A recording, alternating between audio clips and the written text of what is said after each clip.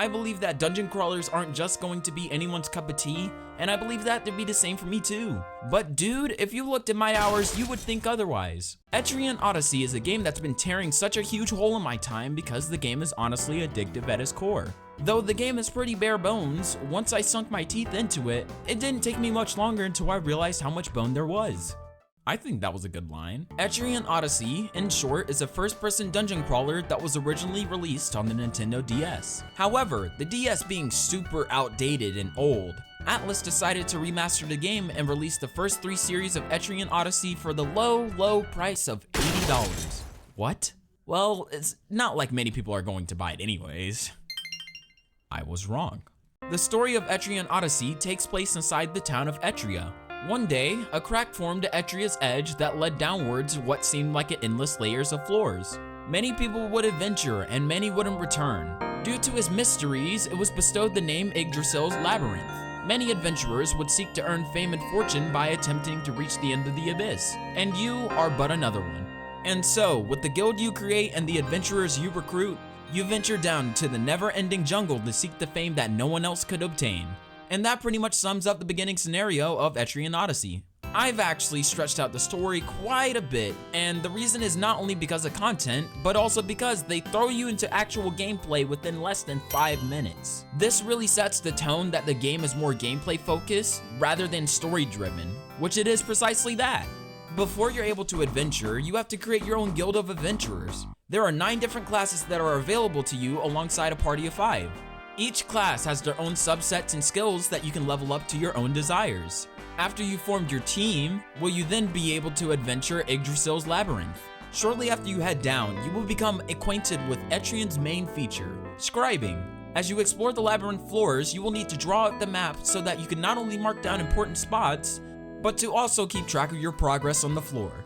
You will run into places where you can find treasure, gathering spots, and most importantly, the dangerous and ferocious F.O.E. F.O.E.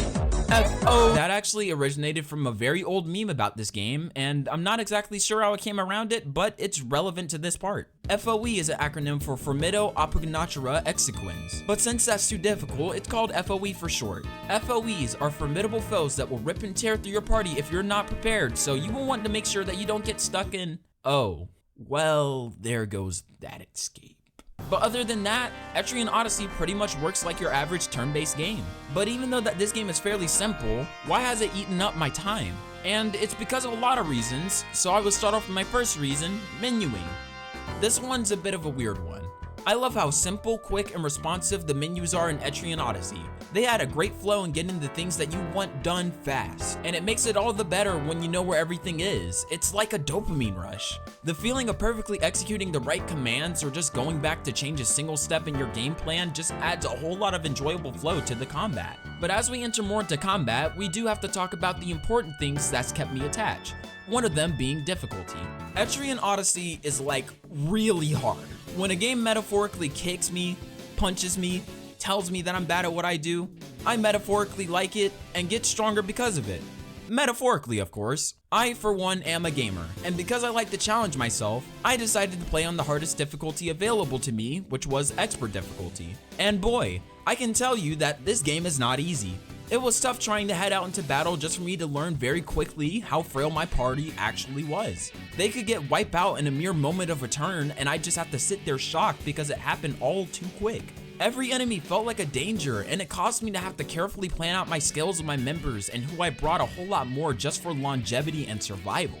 Starting off in expert difficulty did leave me with a lot of shock, but when I found out that expert mode provides no buffs or debuffs to all ends of the systems, I was sent. If you think about it, for an original raw experience of this game, you have to play on expert.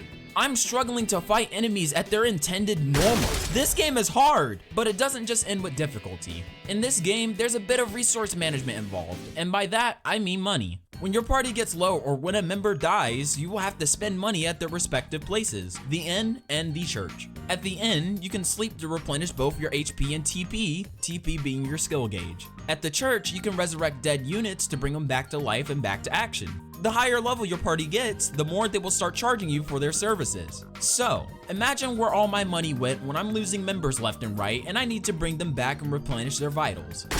Yeah, I'm broke. I have a personal vendetta against the innkeeper. Every time I saw the prices go up, my blood would boil. Why does it cost 100 N to sleep in an inn? But a good way to solve that issue was to make sure that I used the gathering points to my advantage. You know, the ones that I marked on my map. They were a quick and easy way just to be able to cover the bills. So yay, for scribing. Eventually, I was able to finally catch up and was able to get through the battles relatively unharmed. That allowed me to be able to use the next feature that I will talk about, which is the auto battle feature.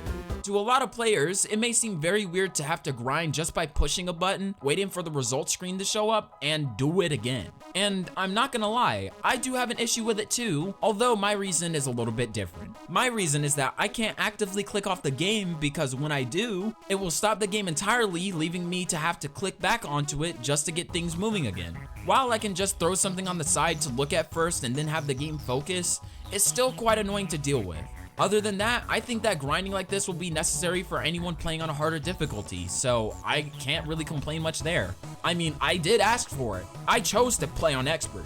And even though that I may be destroying the enemies on the current floor, I know the second that I delve into the next one, I am never safe. But there is a big accomplishment that comes with these small setbacks and misadventures. Being able to afford sleeping at the end again and resurrecting my teammates had been such a huge milestone in my own journey. The small bit of progress that I make within every journey is such a big step for me to make it further down into the labyrinth. Especially since scribing does break up the monotony of just battling, it makes everything just work well together. And they honestly did a really good job with the mapping feature on PC. But with all this good to be had, there of course has to be some kind of critique. One of my critiques that I have towards this game is that there isn't that many portraits that you will see inside of the game. You won't see them inside of battle, and you won't see a lot regarding the NPCs inside of Etria. It does make the game feel a little bit small, especially when I complete requests for all of these people who I cannot see. While it's nothing too big, it's definitely something that I would like to see more of. Another thing that I'm quite surprised with is how the monsters look.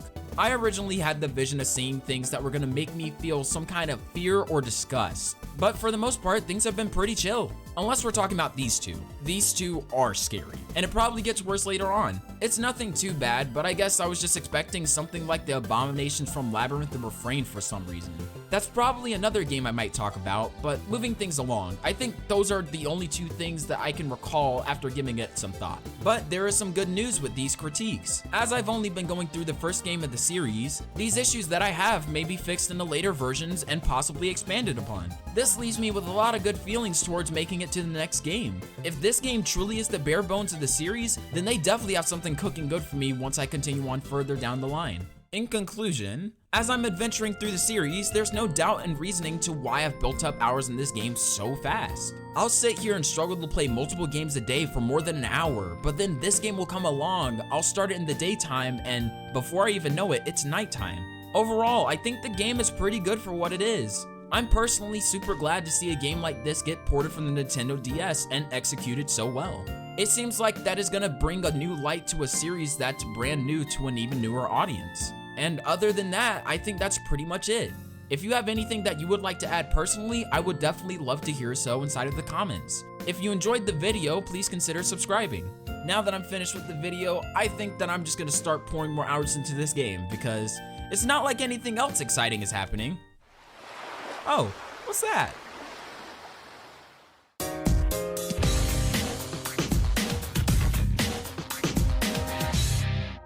Well, I guess I have a few more videos to make. I'll see you guys pretty soon. You know, this reminds me that I forgot to make a Persona 5 joke during this video.